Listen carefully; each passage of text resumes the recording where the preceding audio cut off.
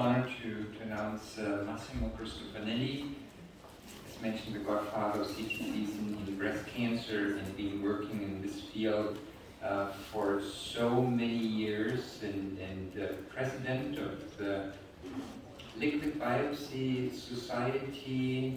I probably didn't say it wrong. You say it yourself. You say it yourself. International Society of Liquid Biopsy. I was past president. Mine goes past. Yeah.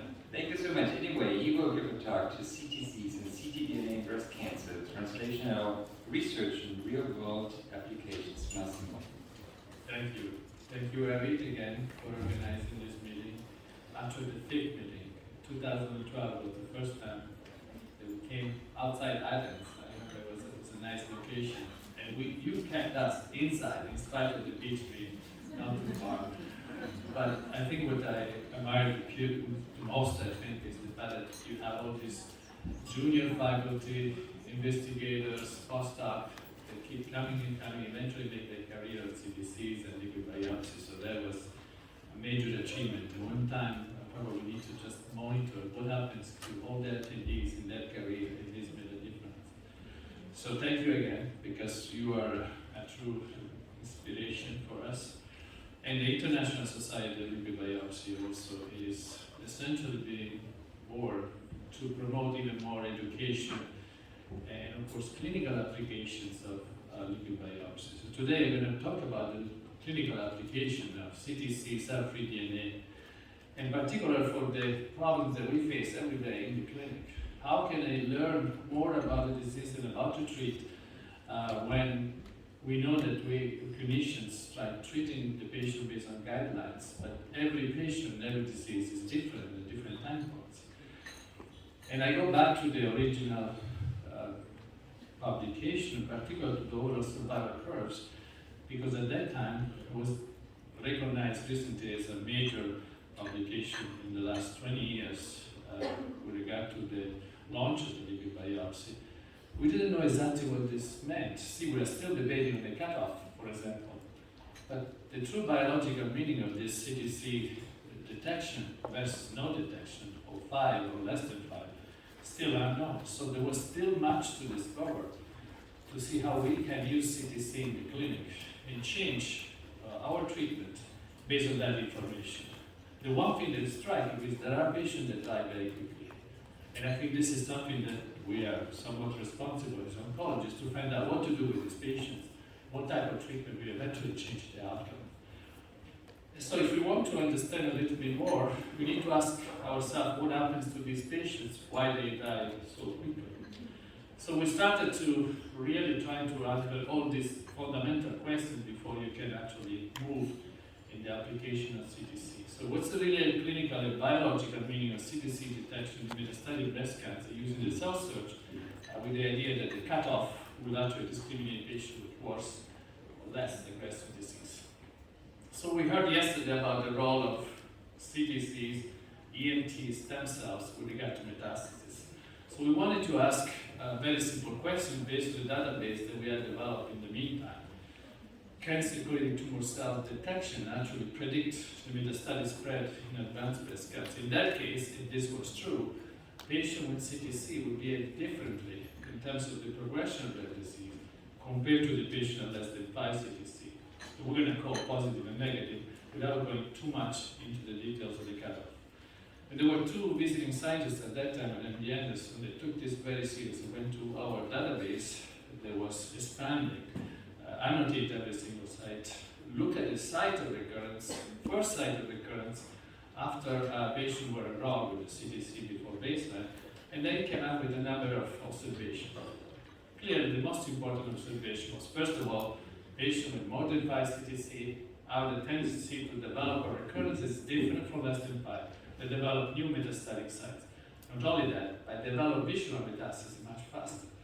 So here we are in real-world demonstration that CTCs predict the progression of the disease with regard to the development of visual metastasis and the faster progression compared to the others. So you can see the numbers. The time to develop a visual metastasis is very short in the patient with more than 5 CTCs, and of course the overall survival in this patient is short. We'll come back to that because this may have implications with the type of treatment that you choose. As you know, the next presentation will deal with that in more detail.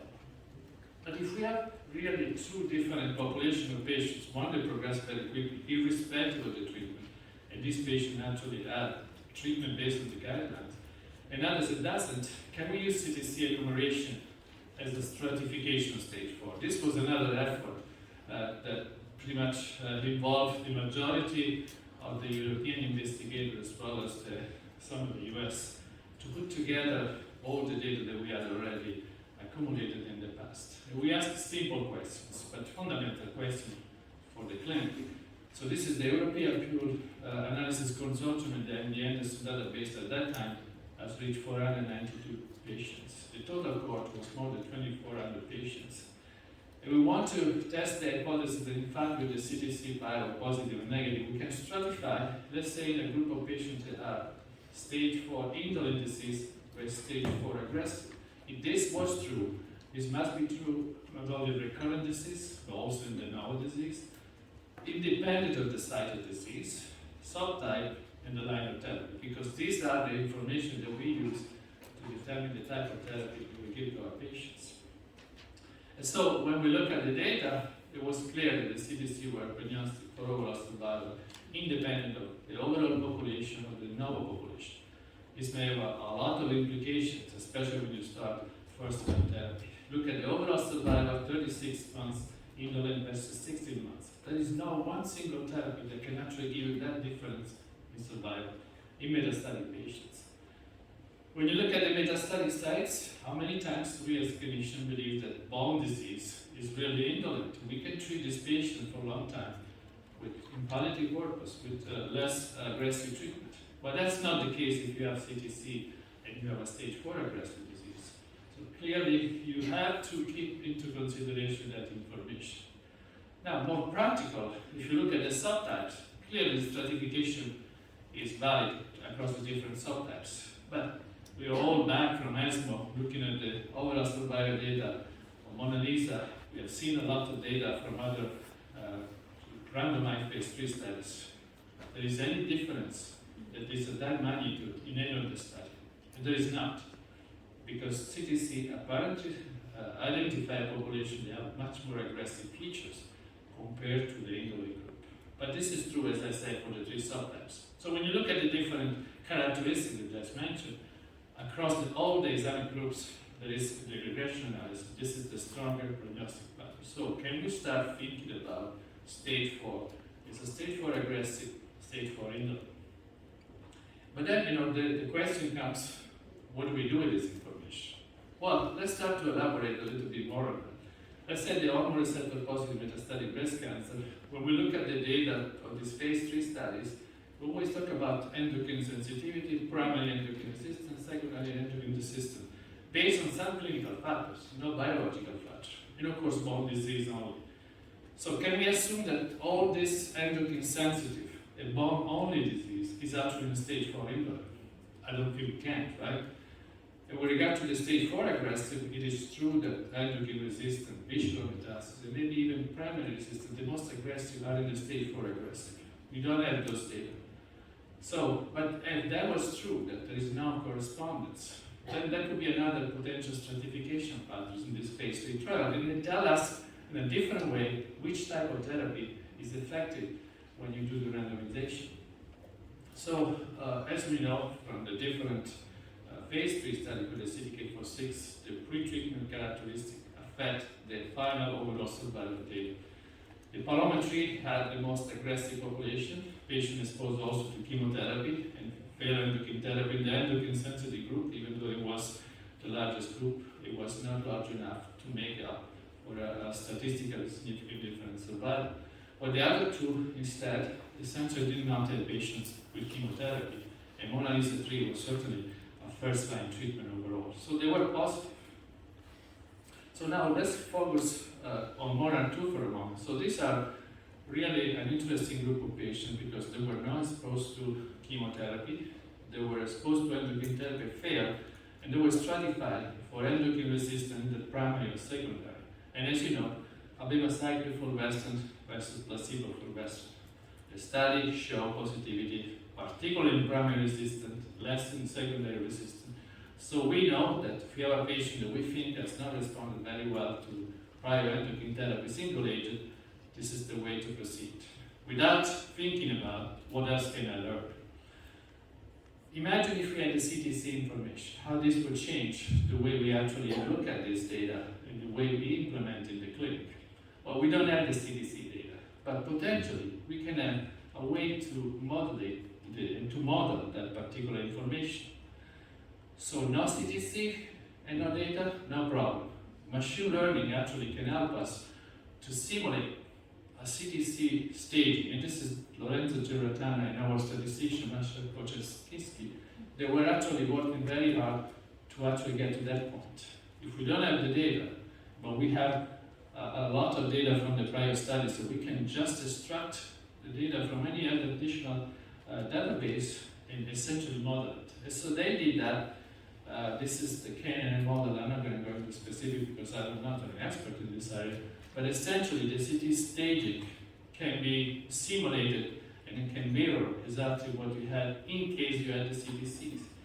So we did that with the Monarch 2, and we actually took the data from the Monarch 2 and did a stratification using CTC enumeration modeling in a retrospective fashion, just to see and to prove a concept that in fact the CTC can stratify within this randomized studies. This is going to be a poster at San Antonio, but just to anticipate that we do have 4 groups of patients, and the majority of the benefit is in fact in the patient that are in stage 4 indolent. So the patient that have less aggressive features, they're responding to treatment even more compared to the other patient, particularly with visual metastasis. The patient with aggressive disease, they don't get much of a benefit. So this is something that makes us think about what's the next step is. I think for me the next step is to extract now the cell-free DNA data from the Monarch and match it with the stage 4 aggressive and see if there is a concordance in terms of some specific mutations, some signatures, in order to see what type of stage 4 aggressive are we dealing with. Can we actually predict in the clinic with cell-free DNA without having the CTC? But this is a practical point. The other is that we're not only looking at single CTC, but there are also clusters. We heard yesterday about the cluster. We will hear even more in metastatic disease. A few years back, we noticed this with the self-search. We published about the prognostic factors associated with clusters. And this afternoon, Dr. Reduzzi is going to talk about the clusters in non-metastatic disease. So I refer to that presentation for a new area of investigation, particularly in primary disease. But we collaborated with some other scientists in order to understand exactly what's the process for formation of clusters and what is driving these clusters.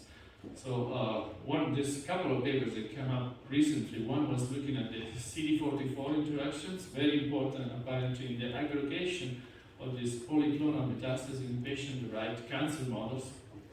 And important to believe that Cd44 seems to be driving the association in the peripheral blood and also developing of these polyclonal metastases and seem to be associated with prognostic information when you have CTC and CD44 positivity. The other paper was also ICAM1 and it just came out, it was published. So as I said, we noticed these clusters in our source search, and also we noticed that they were associated with some expression of F2, more frequent. Dr. Kian Zhang actually reported this on one of the ACR meetings. So we decided to look at the cell-free DNA of the plasma that we collect in the same patients and correlate with CTC and CTC cluster to see if there was any mutation associated with that. So we used, in this case, a prednisone panel of 155 genes, a little bit larger in the garden than we usually use in the clinic, and we started looking at the association for a simple, these F2 positive CTCs seem to be associated more frequently for the 2 mutations, and that should be no surprise. In the past, we've been always looking at association with amplification, with fish. And then we look at the association with more specific mutations, and apparently CDH1 was present. Of course, the clusters are more present in patients with CTC, so stage 4 aggressive, and some mutations, in particular CDH1, are more appropriately associated with this cluster. And as you know, CDH1 is frequently found in invasive lobular carcinoma, and this actually started some interest in looking at genetics, mutation associated with in lobular cancer and TMB, and we have a couple of posters. And one was Spotlight of San Antonio, looking at specific at cell-free DNA, and a second looking at tissue-based NGS. Well, last year at San Antonio, there was a presentation for Dr. Osterreich and a group at the University of Pittsburgh, looking at the role of ESR mutation in establishing metastasis and also in clustering.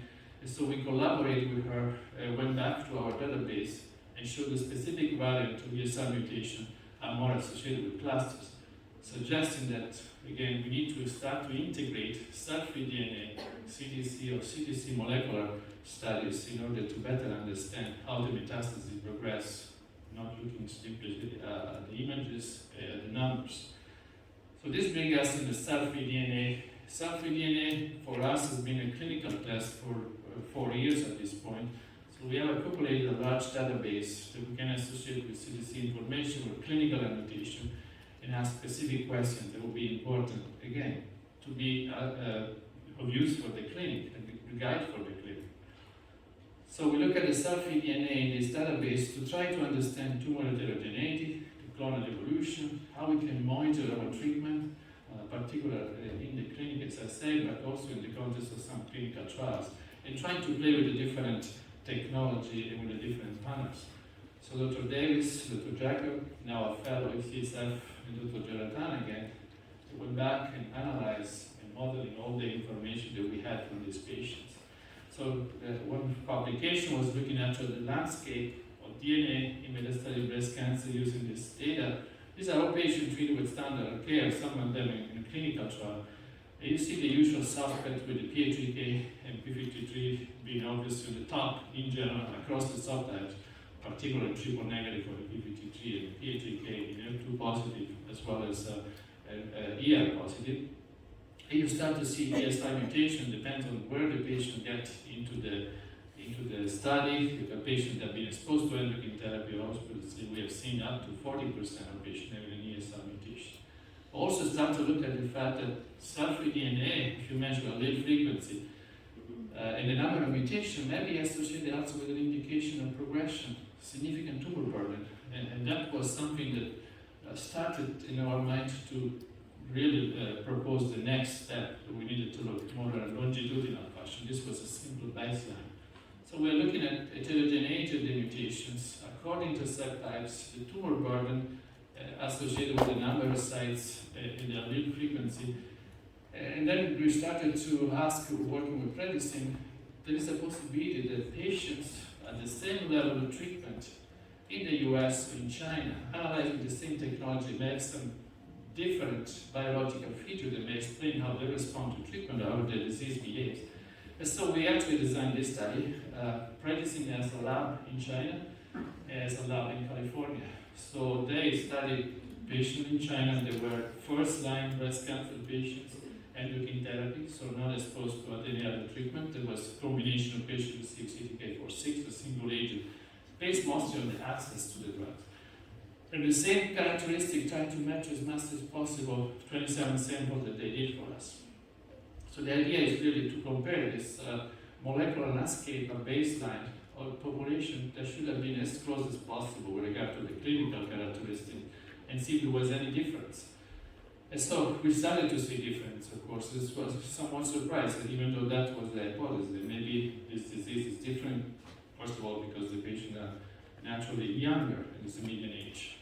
So you see there is a prevalence of increased PI3K mutations in the patients from China, 44% versus 25.9%. Rarely see 44% in the US population. So this number was low, but it was significantly higher in the Chinese population. So you're thinking about if PI3K mutation is a factor associated, a mutation associated with endocrine resistance, or is a targeted therapy, maybe we should probably select patients based on the baseline mutation. There was also APT and CDH1 that was higher in general in the US population, and some copy gain, particularly FGFR, and you see ATM, for example, higher in the US population. So clearly the patients have different somatic mutation, copy number alterations in their tumor, in spite of the fact that supposedly they should have been at the same level of evolution of their disease. So this heterogeneity is something that we need to keep in mind, particularly when you read multi-center study across different countries, different ethnic groups. So as I said, from the baseline that we did the landscape, we started to see that there was an indication of tumor burden association between the number of alterations, the medial wave frequency, and the number of sites. So maybe if we were to use serial cell-free DNA, we can detect resistance, but we can also learn how the disease evolves within the different subtypes. So we started with the patient that we had in the database, and we had serial, particular segment to progression blood collection, so that we could have a comparison not only on the frequency of the mutation that we find, but also if there was any new mutations that appeared during the disease. And again, treating patients with standard therapy according to guidelines. So we did this pair analysis, clearly demonstrated there is an alteration, increased number of alterations and more heterogeneity when you progress. So from cell-free DNA, you can learn, even before imaging, that the tumor is changing, is about to progress. And this is something that we can use in intervention, maybe early interventions. The medial wave frequency increase will increase disease burden. And this is also important because, again, we have only imaging, but imaging is not very accurate, especially the way we measure response or we measure progression. Many times there's difference if you use PET-CT in SUV, go from 4 to 7. What does it mean?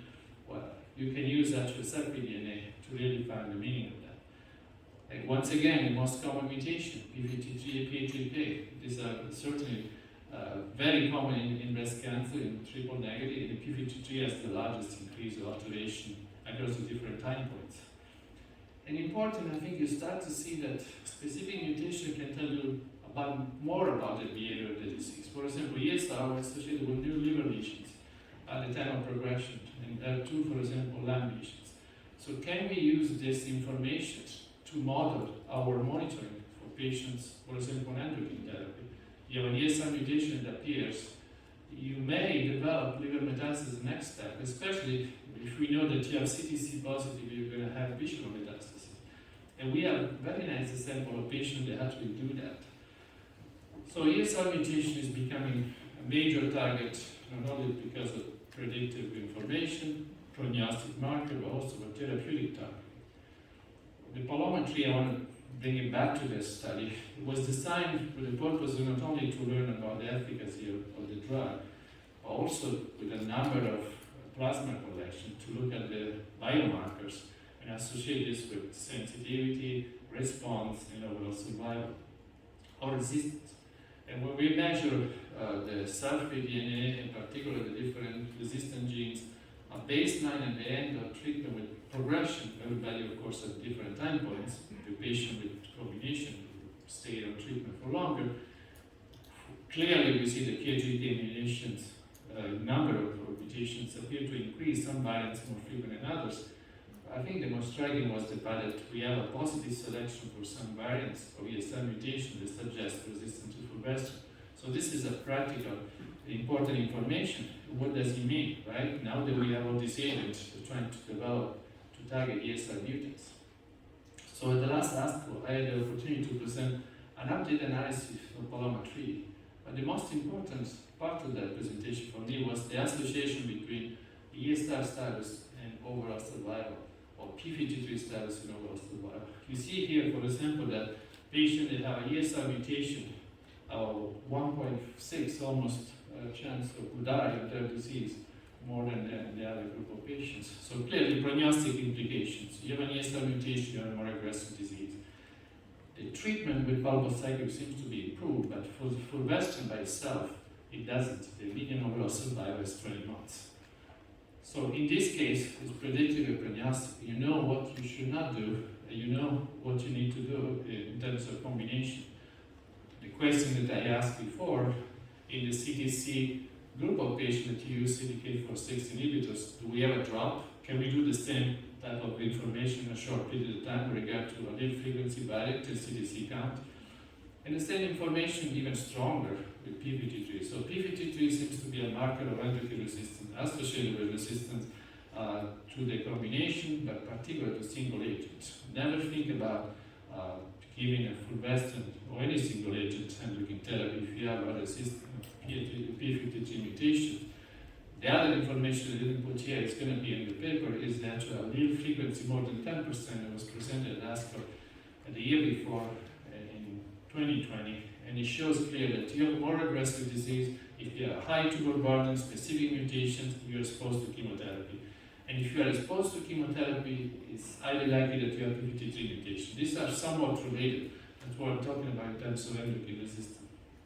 So going back to the idea that you can describe the organotropics or this different site of recurrence, if you combine the different information from CTC, from specific mutations, etc., so that at some point, especially if we are rich in data from different databases, we may really model, as I say, our monitoring, our intervention, not only on the baseline, but I think particularly on the monitoring, because the onset of new lesions is preceded by the onset of new mutations.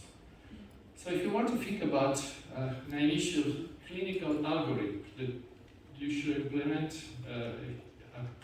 if you had a chance to get any test possible in metastatic disease, I think we all agree in this room that CTC is important. Stratification, stage 4, enumeration baseline, provide prognostic implication, you believe in the 5 and the 1, doesn't really matter.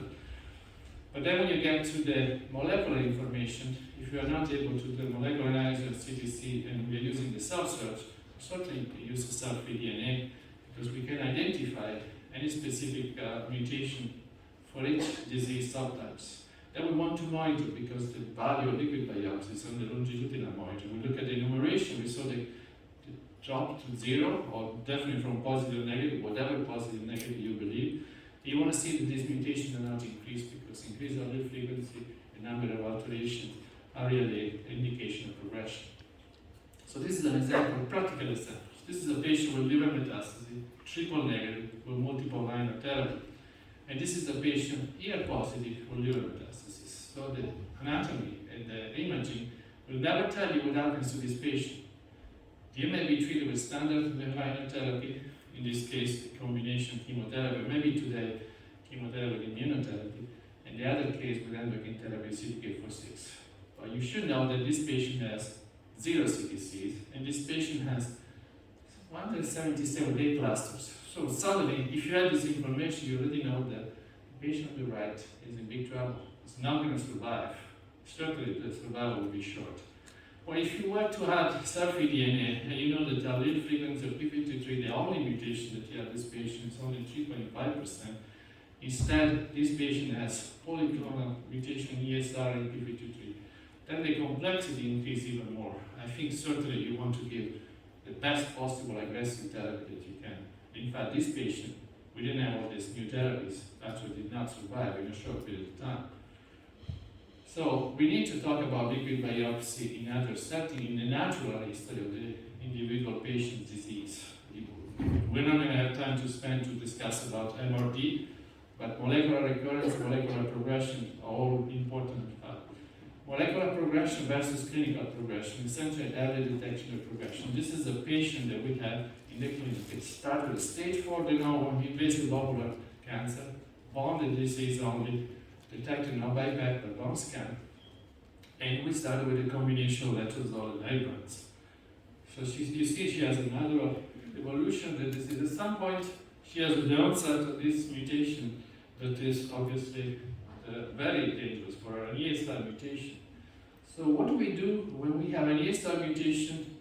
We do the staging, and the staging is negative, so she has not developed progression yet. Well, I would not like to sit on this information. I would like to use the information. So we change the therapy to Faslodex, and here we are, the ESR mutation variant disappears, and she's doing well. So this is a concept that needs to be explored in the clinic. And in fact, we have a clinical trial. The Serena-6 study is a phase 3. They assess a new SERD from AstraZeneca. They compare aromatase inhibitor when given in combination with palbo or abemaciclib. In this patient with detectable ESR mutation, they are not yet experience disease progression. I think this particular information needs to be explored in clinical trial right now. So I want to conclude just to make a summary. I think we all agree that safety enumeration of baseline provide prognostic information. We see that there could be a stage more than 5 or more than 1. Certainly, the moment that you set whatever your cutoff is, think about stage 4 aggressive and stage 4 indolent disease. With regard to ctDNA, it's very complementary. In metastatic breast cancer, we have more and more evidence that we have actionable mutation that we can monitor. Also because we can monitor the evolution. We already know the PHK mutation is actionable because alpelisib has been approved for that information. So the clonal evolution, the molecular recurrence, and the molecular progression are new areas that we need to really start to investigate. And of course, MRD, it's a totally different topic. But clearly, if you were to incorporate all this information, the liquid biopsy in a patient, breast cancer history from the moment of diagnosis, what was going to happen? What would the impact in the long term? I think it would be nice to design the study and actually do it. So I just want briefly to acknowledge many individuals that I worked with over the years.